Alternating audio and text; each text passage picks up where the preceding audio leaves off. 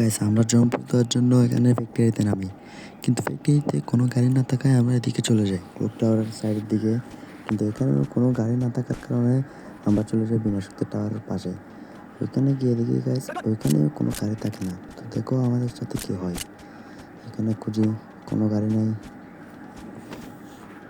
আমার এদিকে আসে দেখি উপরের দিকে উঠি একটু লুট করার জন্য, গান নেওয়ার জন্য, কিন্তু দেখি এনিমি দেখি ওইদিকে, তাই দিকে আর জানি এদিকে ক্লক টাওয়ারই এনিমি।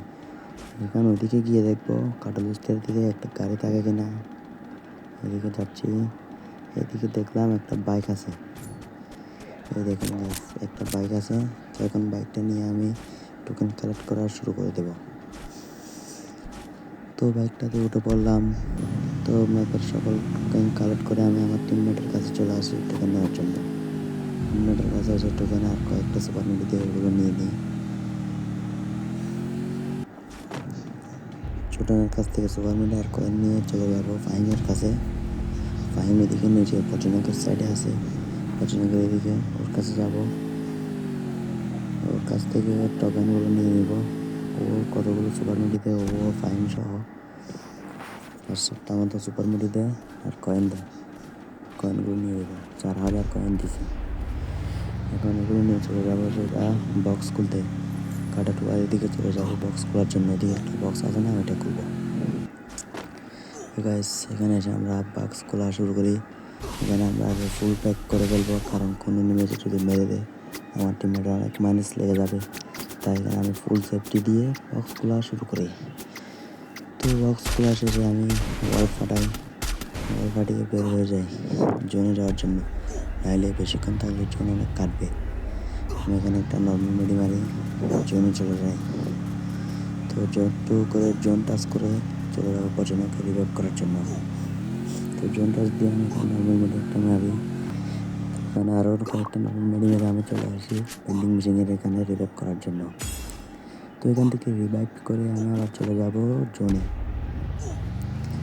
তাদেরকে রিভাইভ করে দিলাম, আমি চলে আসছি জোনে। তো এখানে তারা সবাই আবার মরে যায় ম্যাচের লাস্টের দিকে। প্রথমে এখানে জেহাদ মরে, জেহাদকে রিভাইভ করে দেবো।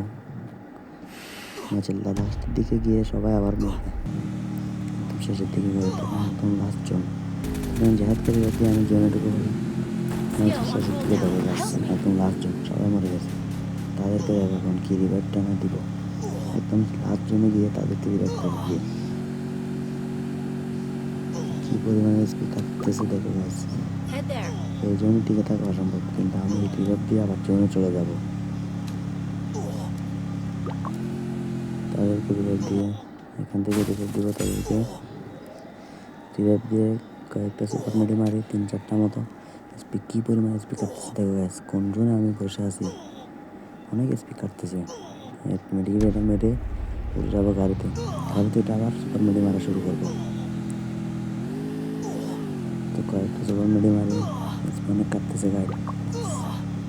তো গাইস কী পরিমাণে স্পিড কাটতেছে এখান থেকে। আমি যদি একটু উলট পালট করি না, তাহলে মরে যাওয়ার সম্ভাবনা অনেক বেশি। ডাইরেক্টলি মরে যাবো একটু যদি ভুল হয়। পুলে যদি একটা নর্মাল মেডি না হয়ে দিই, তাহলে আমি মরে যাবো। যদি পুলে একটা নর্মাল মেডি ঠিক করে ফেলি, এখানে এসে দেখো কিল করে ফেলি, ক্লোজার দিয়ে কিল চুরি করে ফেলবো। এখানে একটা এনিমি ইঞ্জিন মারতেছিল, ওইটার আমি আবার দেখি ওয়াল মেরা আমার টিমমেট কিলটা নিয়ে নিচ্ছিল, আমি মেরে দিচ্ছি। তো ভিডিওতে এ পর্যন্ত, সবাই ভালো থেকো, আল্লাহ হাফেজ।